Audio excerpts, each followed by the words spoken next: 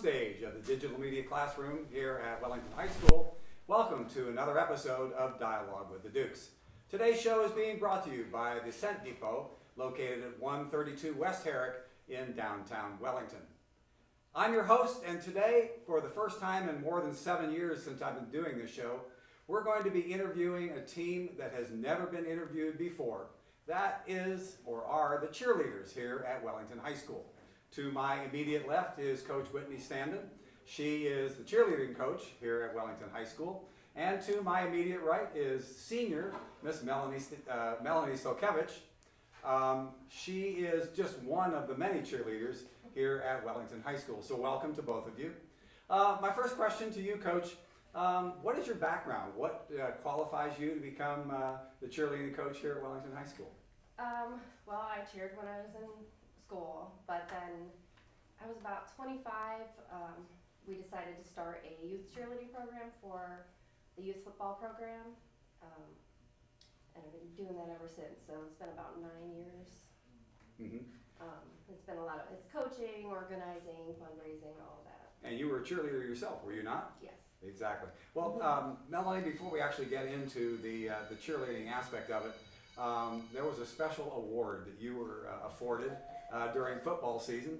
Not only are you a cheerleader, but you were also chosen as homecoming queen.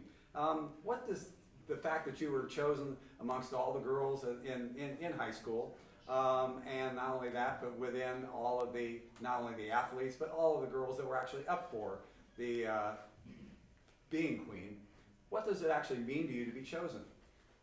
It's a really great honor to be chosen as homecoming queen. I think it's really just shows that I just tried to be nice to everyone and that I got chosen.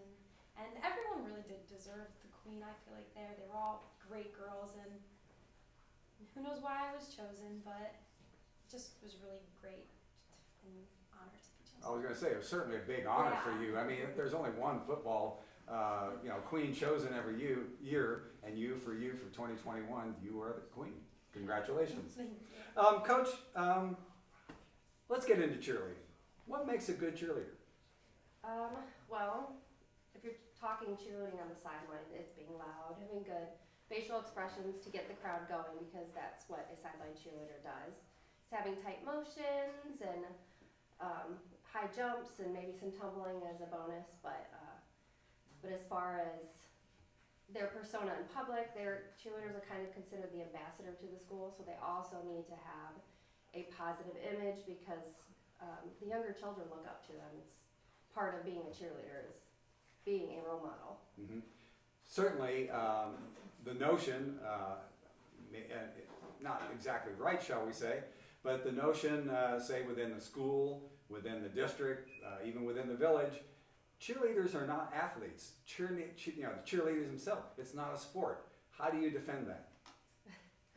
So it's hard because people don't consider cheerleading a sport because OSHA doesn't. But OSHA just recently acknowledged that cheerleading is athletic in nature. They just aren't considering it a sport just because it's dependent on there being a football game or there being a basketball game. Mm-hmm. But with the way that cheerleading's been progressing, competitive-wise, mm-hmm. and now there's a new game day style, which is competitive sideline cheering. So there's different aspects of that, and it's utilizing the things that they do in the sideline, the fight songs, the band chants, things that are to get the crowd going. And then there's also the competitive side when they do a traditional competitive routine, which is 2 minutes and 30 seconds, and it's a dance, and there's tumbling and sometimes stunting, depending on what category you're going in. Well, we'll get into competition a little bit later, but the fact that it is considered a sport now by the Ohio High School Athletic Association. So, but the one thing is that you can get injured as a cheerleader just as easily as a football player can, a baseball player can, a track person can. Anybody can get injured because of the complexities involved with cheerleading itself. I think you would agree with that. Yes. Melanie, you were a cheerleader in your younger years. Then you decided you didn't want to be a cheerleader, but then you decided to come back. How come? In the first stage of it, I kind of chose to come back to cheerleading because of my sister, and it was my senior year, and I wanted to cheer with her. My mom had always dreamed of seeing us on the sidelines together, so thought I'd give it a try. But as tryouts progressed, I really did fall back in love with the sport, the team and the coaches, and just the whole like vibe of the cheerleading program just really helped me fall in love with it again. Well, I've often talked with siblings who are on the same team. They get to play together, and I've talked with the parents and how proud they are of seeing their kids, and I say kids, they're boys and girls, out there competing. So it's got to be extremely important to you, obviously, with McKenna also cheering. It's got to be very, very important and probably enjoyable also. I think you would agree with that. Yeah. Exactly. Well, Coach, I want to have you talk about, because we all know that all athletic teams work out. There's also tryouts involved. Talk to us about how the tryouts go, how the workouts go, and how the cheerleaders are actually chosen. So we started tryouts in the spring. I think last year we did April. So they come to clinics before the actual tryout time where they learn new material. It's dances and new cheers, new chants. It's learning the material in a certain amount of time. So it's us seeing how quickly they can learn.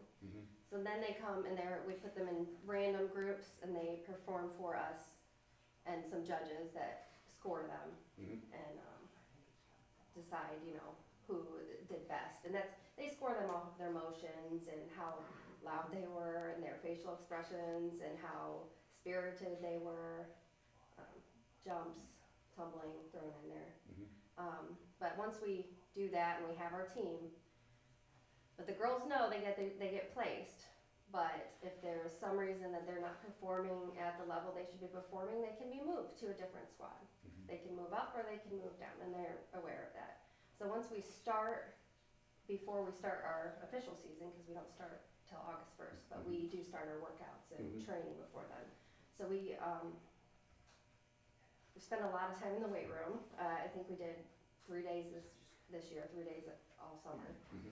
And then we would go to lifting, and then we would meet up and we would learn cheers and chants. Even though some of them have been doing them a long time, it's relearning them if we want to make them better, changing them, and teaching the new girls. So it's a lot, and we try to get as many of those done before the actual season starts.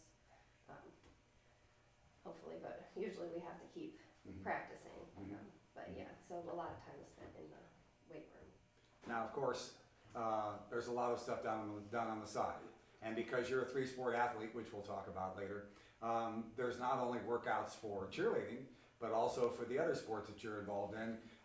What is a workout schedule like for you during the summer? And what are the challenges involved with being having to work for 3 different teams? A lot of the times schedules did conflict and we had to find an easy medium, and most days that I had cheer practice and volleyball practice around the same time, I would have like straight practice from like 9 in the morning to like 5:30 at night with like an hour or 2 break in between to like eat. And we had to work out for volleyball during volleyball practice, and we also had to work out for cheer, and my coach let me get out of working out for a second time that day, thankfully, so I wasn't too sore. But there weren't a lot of challenges over the summer because it's easy, you don't really have the school, but once school started, it kind of got a lot harder because you got school in the mix and practices overlapped and games were in the way, and it's just really busy a lot of the times. Didn't really have time to go out and do a lot of things. But. One of the things we didn't discuss before we started taping, I hope this doesn't throw you for a loop, but what different muscle groups are there, or are they the same muscle groups involved with, say, cheerleading and volleyball? I feel like they're similar, but they're kind of different. I mean, like in volleyball and cheer, you're kind of using your leg, like and your thighs, and it's just like a lot of jumping. And in volleyball, you gotta get low, and in cheer, you gotta have the tight motions, and you're using your arms. And in volleyball, you're using your arms. So it's similar in a way, but different, not always. Well, Coach, you were talking about the workouts, and you were talking about the what actually goes on during workouts and things like that. Is there a lot of interest involved in cheerleading within the high school? It's within our high school. We have 22 girls this year. from the first year we started, we've increased from 16 to 22. But we do get asked during, because we do our tryouts in the spring, but we do it for both football and basketball at the same time. But during football season, we start getting questions. Can I cheer basketball? Can I do this? And whereas if we already did it, they don't realize that we do it at the same time. So that might be something that we may change, just because we get so much interest from kids that haven't cheered before, or just are wanting to try it, or they want to come back, but they just don't realize that the tryouts are at the same time. So I would say we have quite a bit of interest. We have 65 kids in our youth program this year, which is about 20 less than normal, but it's still a large program. And I think we have 15 junior high kids, plus our 22. That's over 100 kids that just, that are cheerleaders out of a district of, 850. It's a really large percentage. Well, Melanie, I talked with Coach already about the fact that this is a sport recognized by the Ohio High School Athletic Association, and yet there's a lot of people that don't feel that this is a sport. From your point of view as an athlete, dispel the notion that cheerleading is not a sport, or that you as a cheerleader, you're not an athlete. Dispel that notion and try to convince the people that in fact that this is a sport and there's so much work involved, especially because you can compare it now between volleyball and cheerleading. Dispel that notion as to how the students themselves and the athletes are involved in all of the different sports and the practice and workouts involved.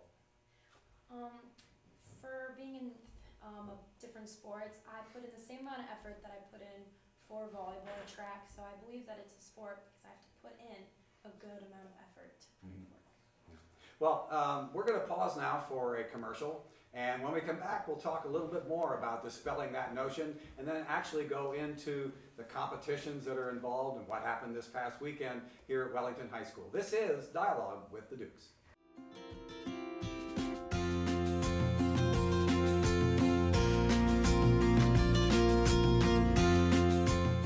Scent Depot is the best place for you to find a variety of bath cosmetics such as bath bombs, sugar scrubs, bath salts, shower bombs, and quality soaps made from goat's milk.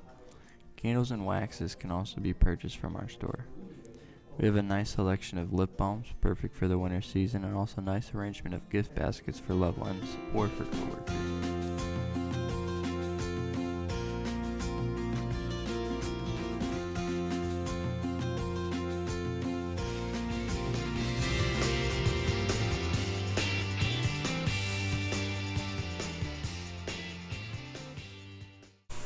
We are back. We hope that if you have the opportunity, and especially around Christmas time, during the holidays, we hope that you visit the Scent Depot located at 132 West Herrick in downtown Wellington. They have both cosmetic and beauty supplies that you can buy, and also, as I said, it's Christmas time, and they have gifts for every person in the family. So do visit the Scent Depot located at 132 West Herrick in downtown Wellington.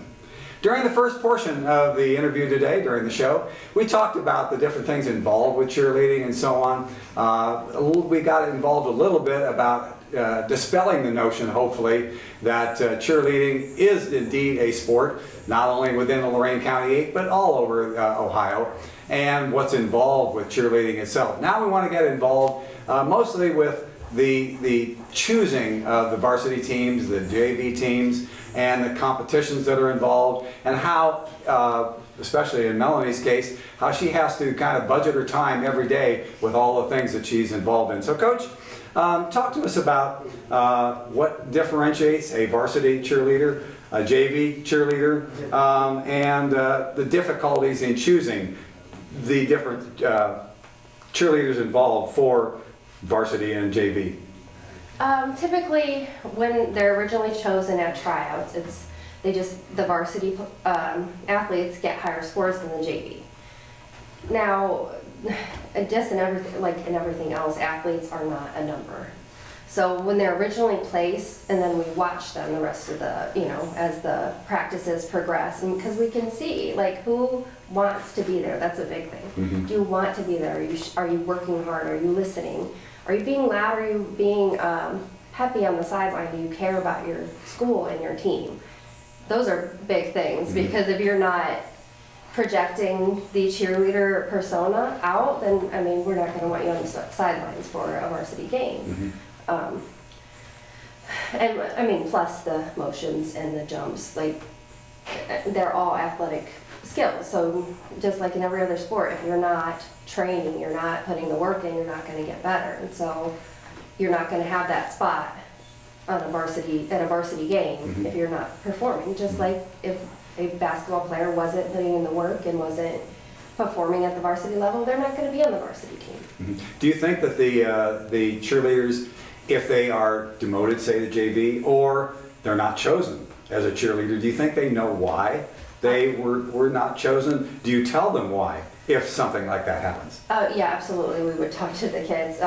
We don't think of our JV as any less than varsity. We're all one team. Like they just cheer at a different game.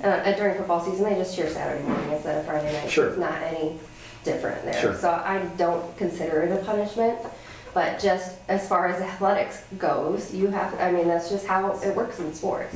But they're not any less a member of the team. We talked a little bit, Melanie, about the fact that you are cheerleading with your sister. Is there a competition between you and McKenna? I wouldn't really say that like it's like a competition that we talk about a lot, but you can kind of tell there's a competition. With McKenna, she's cheered way longer than I have, and she stuck with it throughout high school and middle school, and she did way longer than I did when I was younger, and she's obviously better. And sometimes, you know, you get down because you're just not as good as her, but she never really like puts me down about it or anything, and it's mostly just like a silent competition of like. And in volleyball, is there competition again between you because you're a senior and because McKenna's a freshman, and she plays most of the time on the JV team, but she got to play with the varsity this year. There wasn't really a competition. There was a chance that there was going to be a competition because they were saying that me and McKenna were kind of battling because I got thrown to play back row this year, and McKenna's played back row longer than I have. So there was kind of a competition, but it ended up not happening, and so I wouldn't really say we're really competing against each other. We're kind of supporting each other most of the time, but sometimes there's just like a little bit of like. And Lindsay, when Lindsay got sick, she McKenna ended up playing the libero position for at least one of the varsity games that I remember. Now I don't go to all the away games, but at least home she got to play the libero position, so she had to be excited about that. Yeah, she was very excited to be able to have that spot. It kind of gives her hope that maybe next year she'll be the libero. So that's kind of exciting. Yeah, Lindsay's graduating, so it's wide open. Yes, exactly. it is. Well, Coach, do you have different cheerleaders for different sports, or do you have the same ones? Or again, is there that competition involved within the cheerleaders themselves? We have some that do both, and we have some that just do one season or the other. And it all comes down to schedules because it is really time consuming. Basketball being 2 games a week, plus our practices, plus if we want to do any competitions, plus the fact that cheerleaders, probably more than any other sport, are asked to go do other things in the community. I get messages from, different organizations around town, hey, can you bring the cheerleaders to this event? So there's always that, and that's usually last minute, and gets a little bit stressful when they all have jobs and, social lives. It kind of takes away from that. But yeah, so some of them do both, and some of them just do one or the other. And like Mel, we have a few of them that played volleyball as well this year, and they were splitting their time, and it was difficult. It was difficult for us, for them, and I'm sure for their volleyball coach as well. But some of them were like, okay, I know that personally it'll be harder for me to do both. And so they make that personal choice to say, oh, I really want to cheer, but I really don't think I can during volleyball season or soccer season or whatever. So I'm just going to try out for basketball, and they just do basketball. And you talked about the fact that the cheerleaders are indeed ambassadors, as well as being out there in front of the spectators and the students. They are ambassadors when they get chosen. Hey, can you bring the cheerleaders to such and such an event? Because this is, of course, not only a district, but this is a village. And they're all involved, not only, they're all involved with all the sports here at the school. Well, Melanie, We mentioned before that you are a three-sport athlete, that being volleyball, track, and cheerleading. You also work on the side, you have a job on the side, and you help out at home. You've got to somehow arrange a schedule every day, every week, every month. Yes. So over the summer, I kind of only had 2 sports to worry about, and on the days that I didn't have cheerleading, I worked in the morning before volleyball, and it was easier because I didn't have school. Then once school came, I kind of realized that it was down to only my weekends, and my weekends are my only free time to myself and like be able to recollect myself. And so I ended up going on a leave for a little bit, for probably about like 2 months, because I just needed that time for myself because I just didn't want to overwork myself. But it was hard, and planned it out pretty well, and I'm coming back soon because volleyball's over now. So yeah, it's all And planned you out. have to find a place to put your homework and do all that Yes. and graduate by this June. The school itself, we don't have a gymnastics team. Several of the schools do have gymnastics teams. Some of the schools have dance groups, and I can think of 2 right off the bat. I know LaGrange, and I was thinking Clearview, and maybe some other schools have got dance groups, but they aren't necessarily the cheerleaders. Are we looking at possibly involving more gymnastics per se, and then dancing involved with the cheerleaders? Well, the cheerleaders kind of wear a lot of different hats. So tumbling is part of being a cheerleader, but it's not the main part. But as we're looking to start doing more competitions, we're trying to build that. So the girls will do workouts at practice. We do tumbling workouts where there's specific exercises that are to train your body to tumble, and there's different ones for different types of tumbling. So they do that. So we're trying to get more tumbling as we go. We have a lot of younger tumblers coming up from our youth program. It's the benefits of having a youth program. And then the cheerleaders do dances. They do, especially during basketball season, they do halftime dances and timeout dances. It's a lot more dancing because the football games when they do dances with the band. So like, the band's playing the fight song, and all of their dances are more band oriented, where we would do, like, they can pick a song for dances for basketball season. Well, we hosted a competition over the weekend. Tell us about the events that took place and the fact that we apparently did very well. Yeah, this is our 4th time hosting. We do it, our youth program, we do it together, so we have a team of coaches, and we all work together, and it makes the planning go a little smoother. We had 5 different organizations or schools attend. Some of them had more than one team for age groups.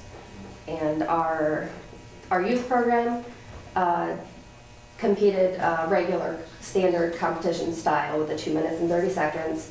Our high school competed at game day, which is the new format that the state's pushing towards, which is specific towards sideline cheer. Our girls did really, really well. I was very, very proud of them. They worked hard, kind of updating our fight song dance a little bit, updating our band chant, and then they have a new cheer and new chants to perform, because when they are competing game day, they're given a situational sideline. That's part of it.